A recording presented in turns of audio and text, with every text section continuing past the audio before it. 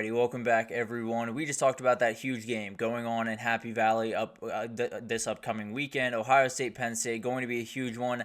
I do think Ohio State gets it done. I think it's going to be a really fun back and forth game, but I think Ohio State wins it. I think they continue moving on to a possible Big Ten title, but they still got one of these teams ahead. It's going to be really, really interesting to watch this. I apologize. I got a little bit of mix-up on my captions here. It is Indiana, Michigan State, the second one that we're breaking down. Really apologize for that. A little bit of a typo from myself. But let's get into these games, and we'll start with Oregon. We'll get into that Michigan-Oregon game, and then we'll get into Indiana, Michigan State. But at the end of the day, this is a huge game for Oregon. They're in a really, really interesting position as they move forward because all the games in front of them, they should be able to win. They should be able to win relatively convincingly. They are the better team on the field on Saturday, no doubt about it, and they probably will be the rest of the way. It's going to be really interesting to see just how they handle all this. It is a new world for a lot of these Oregon players. It's a new world for Dan Lanning where that number one is next to your name. So you're going to have to handle it one way or the other. You're going to play a really, really tough team, and it's going to be really interesting to see how this unfolds. The thing about Michigan is they're coming off a Michigan State game where, although the extracurriculars after the game were a little bit upsetting, they got some pretty good quarterback play. The quarterback play was far from upsetting, which is a very new thing out there. I believe Davis Warren went 13 for 19, didn't make a pick, had a touchdown, passed for over 100 yards.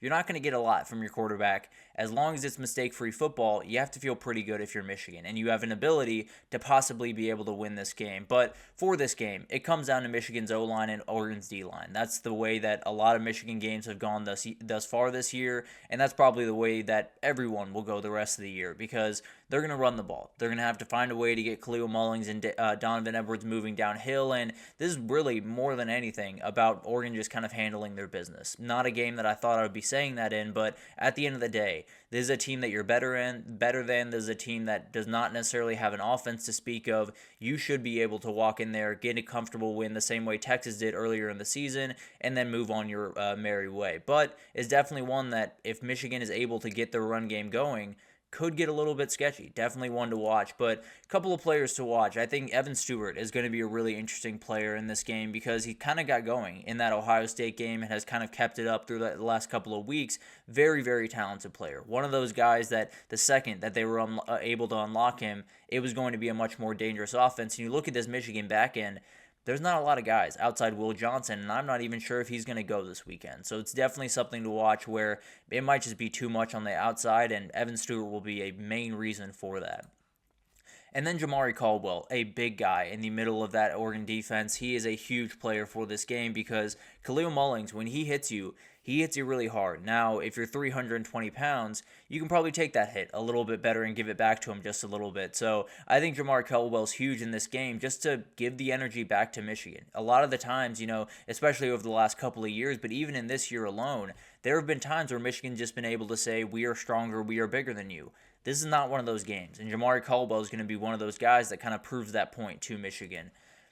Then you got Samaj Morgan. This is a guy that I just, for the life of me, cannot figure out why he is not a bigger part of this Michigan offense. I think he is such a talented player. I think he has the speed that you absolutely need in this offense because you're not necessarily going to get a huge amount of gains in these big explosive plays that you're going to need in a game like this if you don't find a way to get the ball to your playmakers. I understand Colston Loveland is one of the best tight ends in the country.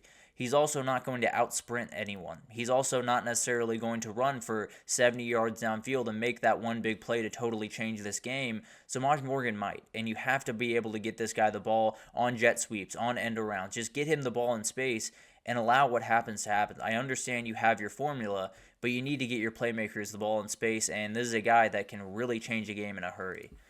And we talked about that back end. Jair Hill is going to be a huge player to watch on that back end if Will Johnson goes or doesn't go, because there's too many wide receivers on that back end to just have, or on that side for Oregon, to just have one player on the back end that's ready to go every single week. He has to continue to step up, has started to play a little bit better football throughout the year, but definitely needs to continue it and probably take it to another level in this game.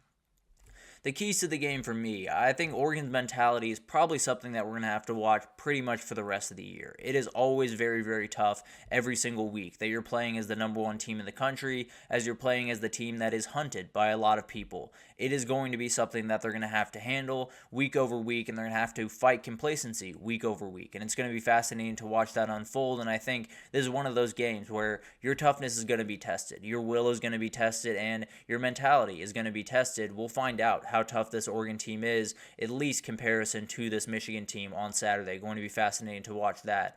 And then you got to make the most of your possessions. This is not going to be an up and down game. No game that Michigan plays does or is. But at the end of the day, you have to find a way to get 7 points. When you get in the red zone especially, find a way to get 7 points. Both run games are very, very effective, but also both D-lines are very solid. So it's going to be really interesting to watch, who can get those couple of stops, who can force 3 points when 7 is really what you need, and possibly make the margin that cannot be made up in this game. And then Michigan's back end, no doubt about it. They have to play probably the best game that they've played all year, because this is the biggest challenge that they've faced since they faced off against Texas in week 2, and they did not look good in that game. They're allowing over 220 yards through the air per game, and that's not very good for a Michigan defense that has a ton of dudes on that back end, but just has not been able to put it together. So it's going to be a fight for Michigan. They're going to have to find a way to scratch and claw and try to find a way to win this game, because could kind of flip your season on its head and give a lot of those fans a little bit better of a feeling about this year and going forward especially, but I think Oregon's just going to be too much. There's going to be too many big plays. There's going to be too many wide receivers running deep over the middle of the field, and I think it's one of those things where Michigan probably plays pretty good football, probably keeps it relatively close, but ends up not being able to make the plays that they need to make, and Oregon makes those couple of explosive plays that change the game. So I do have Oregon to win that one. I have them win it relatively comfortably. Maybe it's a little bit close in the second half, but Oregon's able to pull away, get a 2-touchdown win, and continue moving on their way to a possible Big Ten title. And then we got another team that has their eyes set on the Big Ten title. Apologies for the caption again, but it is Indiana-Michigan State. A huge game over there in East Lansing this upcoming weekend, and Indiana favored by a little bit over a touchdown.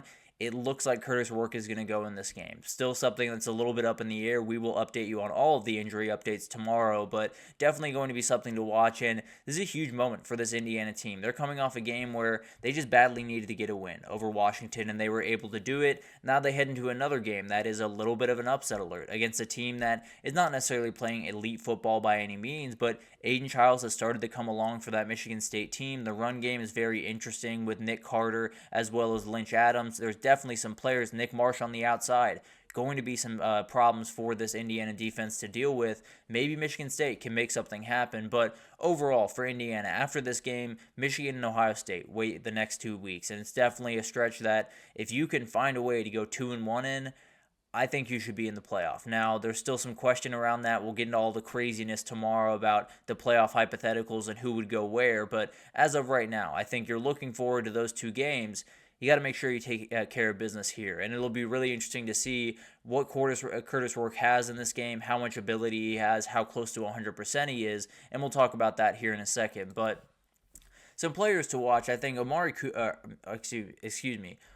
Cooper, very talented wide receiver for Indiana. Definitely a guy that definitely can stretch this Michigan State defense. And I think you look at this Indiana offense, especially with Curtis Rourke not necessarily being at 100%, they're going to lean on the run game. No doubt about that. But you have those couple of playmakers on the outside, Cooper as well as Elijah Surratt, that absolutely can change this game. And I think probably going to have to at some point. Because if you're Michigan State, you're probably just selling out to stop the run and then living with what happens on the back end. And then you got Aiden Fisher, a very talented linebacker for Indiana, one of those guys that you look at this run game with Aiden Childs that can possibly get on the outside and make you hurt with his legs. You obviously have Nate Carter. You obviously have Lynch Adams. You have really talented players on the other side. You need a guy in the center of that defense to just make plays. He doesn't necessarily have to be spectacular. He doesn't have to be all over the field. He does have to make sure that if he has that one-on-one with Aiden Childs out in space, that he gets him on the ground. If he can't get him on the ground, then maybe Michigan State can make those 1 or 2 plays that they need to make in this game, those explosive plays that totally change this one in a second. And then on the other side, Monterey Foster Jr. is a huge player for Michigan State in this game. Aiden Childs has become a little bit more confident throwing the ball downfield. He definitely, obviously, has a guy in Nick Marsh that's going to be a problem for a long time to come in the Big Ten for opposing defenses. But at the end of the day, you're going to have to find another guy. You're going to have to find a guy that is not being guarded by D'Angelo Pons, frankly, because this dude is an absolute monster, and I definitely think he could make those couple of plays that you're going to need in this game. But for the defense, it's probably even more important. Malik Spencer is a very interesting player, kind of plays that linebacker safety kind of hybrid, a little bit more in the box linebacker, but definitely a player that's hugely important because if you're going to be able to stop the run, if you're going to be able to pin everything in and make sure that your back end can handle the wide receivers, but you're not necessarily lending help there, your linebackers are going to have to play really good football. You know, whether it's 1 or 2 or 3 linebackers in the box, they're going to have to make plays, and they're going to have to get these running backs on the ground and make sure that they don't open up the holes on the back end that they possibly could, because you come a little bit too far down in the box, then you got a problem, and then they can hit you over top, and then you got a really, really big issue where Indiana's up 14 before you even know it. So you got to be able to stop the run in this game, and if they're going to do that, it really just comes down to these linebackers flying around and making all types of plays.